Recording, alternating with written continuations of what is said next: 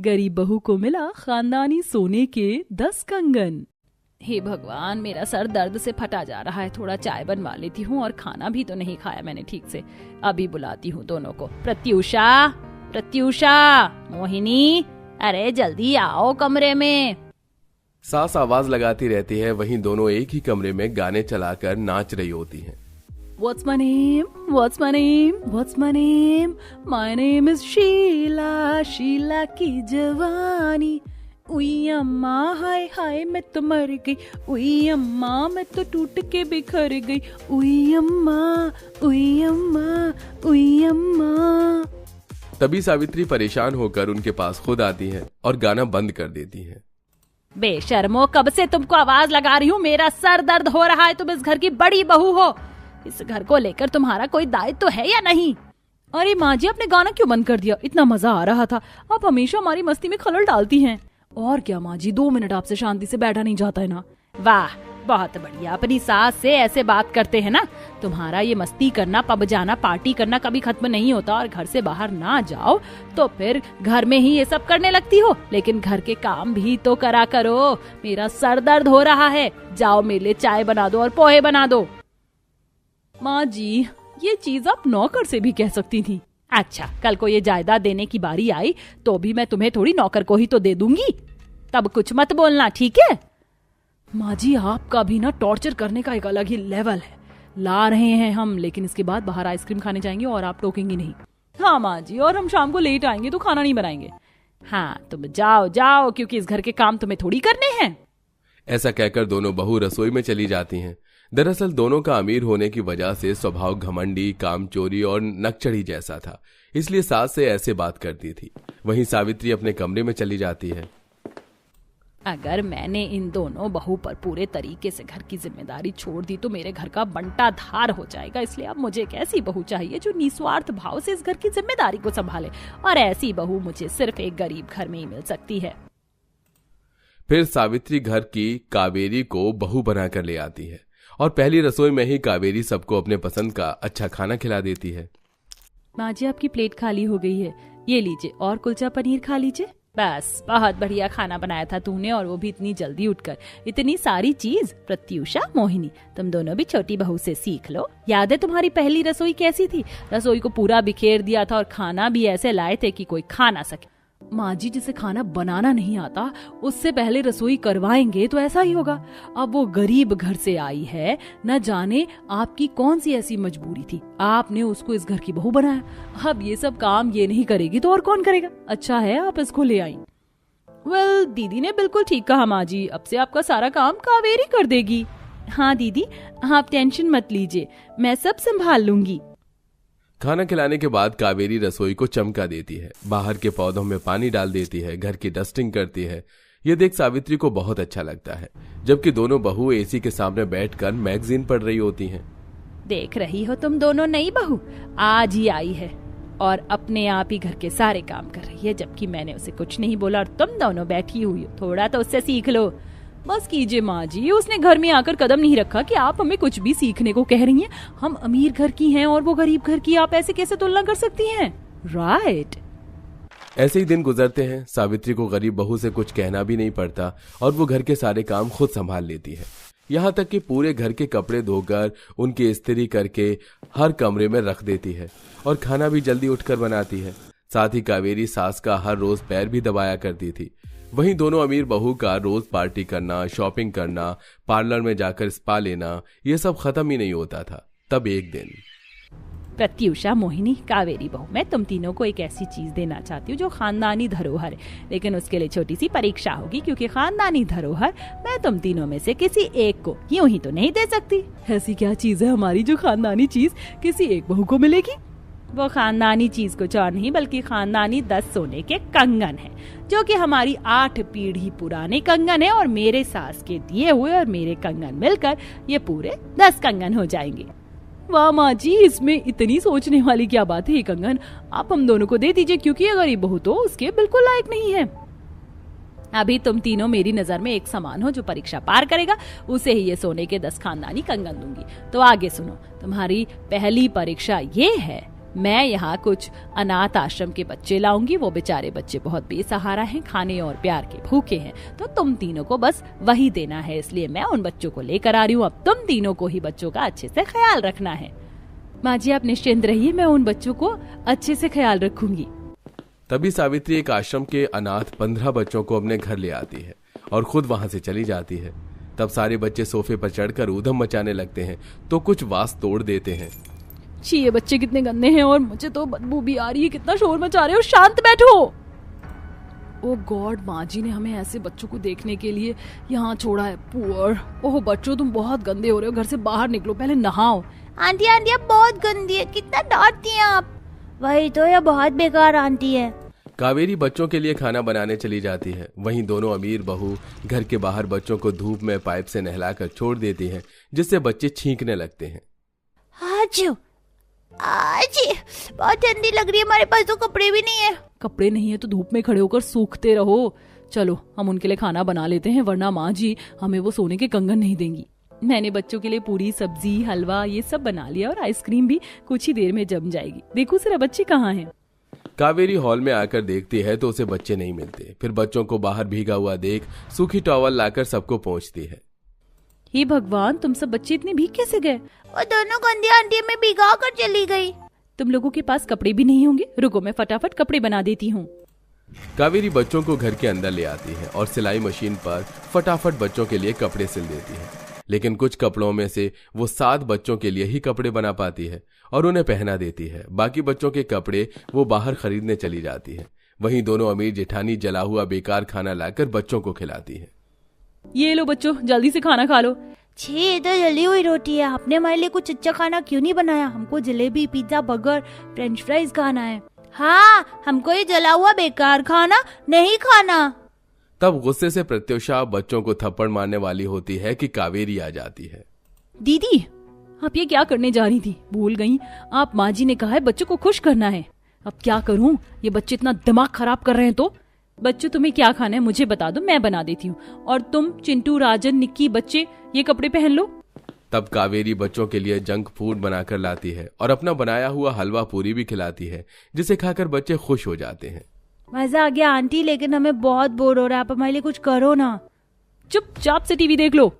डांटने पर बच्चे रोने लगते हैं तो कावेरी उन बच्चों को हंसाने के लिए जोकर के कपड़े पहनती है और उनके सामने डांस करने लगती है, जिससे बच्चे हंसने लगते हैं। और सास छुपकर घर में बैठकर सब देख रही थी। तब सामने आती है और बोलती है, अच्छा तुम बच्चे तो बहुत खुश हो, तो तुम्हारा इन तीनों आंटी में से सबसे अच्छा ख्याल किसने रखा? दादी दादी, ये जो प्यारी वाली आंटी है ना, इन्होंने हमारे लिए कपड़े बनाए, नए कपड़े भी दिलाए और खाना भी बनाया और हमें हंसाया भी। लेकिन वो दोनों बहुत गंदी आंटी हैं। हाँ दादी, वो दोनों बहुत गंदी हैं। माँ जी आप इन बच्चों की बात मत सुनिए, हमने इनका बहुत ख्याल रखा है, लेकिन इनके ही नाटक खत्म नहीं होते। बस तुम दोनों और कितना झूठ बोलोगी। मैं इतनी देर से घर में छुपकर सब देख रही थी, इसलिए इस परीक्षा में कावेरी बहू पास होती है। परीक्षा नंबर 2, तुम्हें इन दोनों थाल में से असली सोने के 10 कंगन पहचानने हैं। ड्राइवर, तुम बच्चों को मेरे दिए हुए तोहफों के साथ आश्रम छोड़ दो।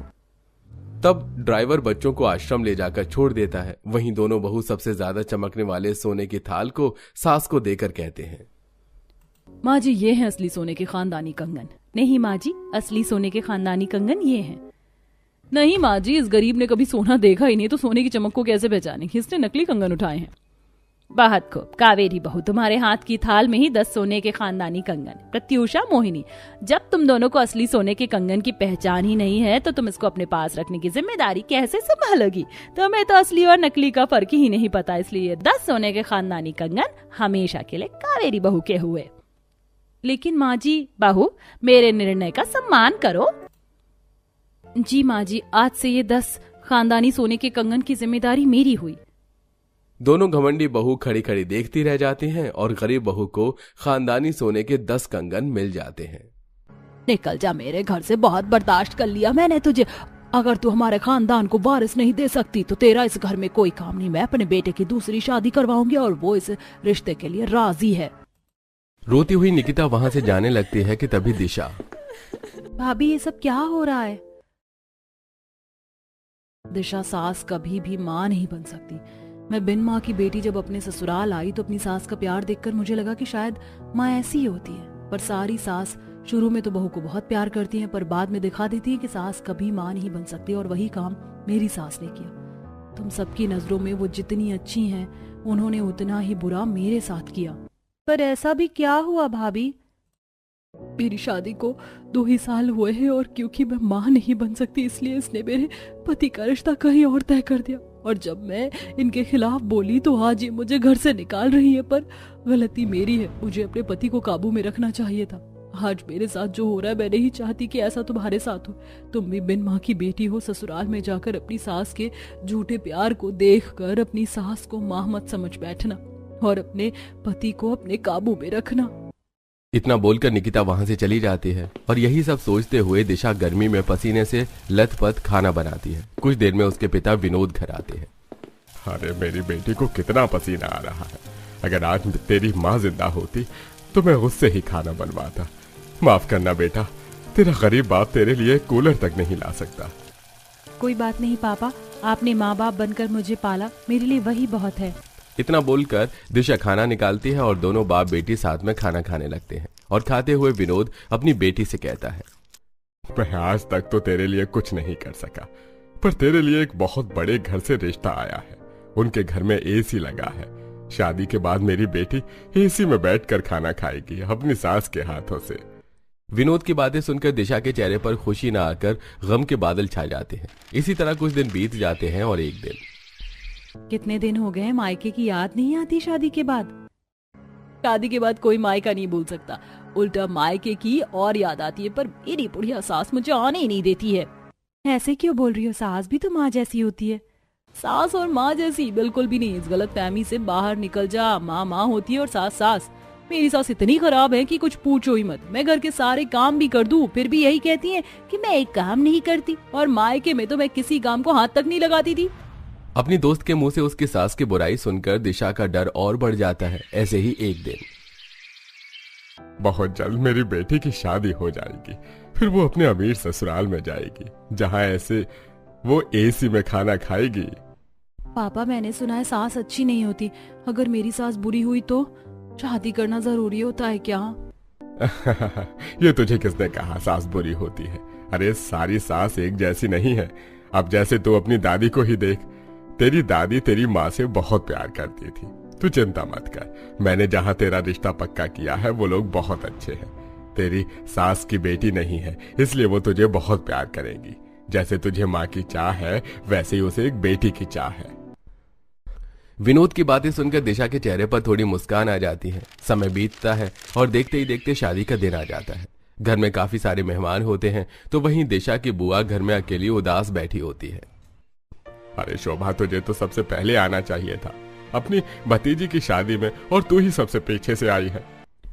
अब भैया आप तो जानते हैं मेरी सास कैसी। इतनी उम्र हो गई है मेरी, पर फिर भी मेरी सास है जो मुझे परेशान करने से बाज नहीं आती। आपने पता नहीं कैसे घर में मेरी शादी कर दी। मुझे तो बस अपनी भतीजी की चिंता सता रही है, कहीं उसकी सास भी मेरी सास जैसी ना हो। बेचारी पहले ही बिन माँ की बेटी, अगर उसे मेरी सास जैसी खड़ूस सास मिल गई तो पता नहीं उसका क्या ही होगा। मैंने अपने बहन की ऐसे घर में शादी कराई जहाँ उसकी सास ने उसे कभी पसंद नहीं किया। अपनी बेटी की शादी भी मैं ही कर रहा हूँ। हे भगवान, मेरी बेटी की शादी के बाद उसे खुश रखना। आज शादी का दिन था इसलिए विनोद कुछ नहीं कर सकता था। कुछ देर में दिशा शादी करके अपने ससुराल जाती है और अगली सुबह, माँ जी आज मेरी पहली रसोई है, आप मुझे बता दीजिए पहली रसोई में क्या बनाना होता है। दरअसल मेरी माँ नहीं है तो मुझे कुछ पता नहीं है।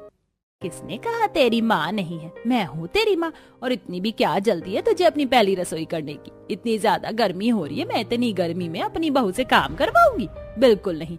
जब तक तेरे हाथों की मेहंदी छूट नहीं जाती तो बस एसी में बैठकर मेरे हाथ से खाना खा, क्योंकि तू मेरी बहू नहीं मेरी बेटी है।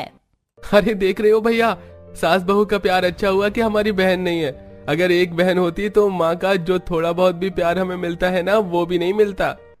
दिशा मेरी बहू नहीं मेरी बेटी है। खबरदार फिर कभी हमें सास बहू बोला तो खाना नहीं मिलेगा। आशा अपनी बहू के आमने सामने अपने दोनों बेटों को डांट देती है और कुछ देर बाद खुद इस भयंकर गर्मी में रसोई में खड़ी होकर खाना बनाती है। अब सब खाना खाकर ऑफिस चले जाते हैं। इसके बाद आशा अपना और अपनी बहू का खाना लेकर कमरे में जाती है।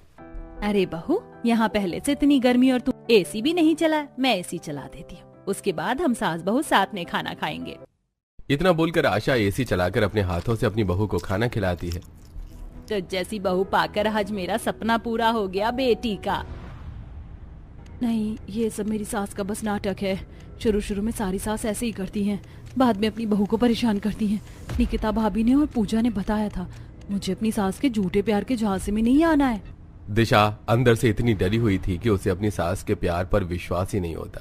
समय गुजरता है और धीरे धीरे दिशा भी घर के काम करने शुरू कर देती है। ऐसे ही एक दिन, वाह दिशा, तुम तो माँ से पहले खाना बनाकर तैयार कर देती हो। माँ, मुझे तो आपसे अच्छी बीवी मिल गई। ये तो बिल्कुल सही कहा अमित ने, मैं तो अपनी बहू के साथ हूँ। हाँ, तो मैं कौन सा इस बात से इनकार कर रही हूँ। मेरी बहू है लाखों में एक, सबसे समझदार।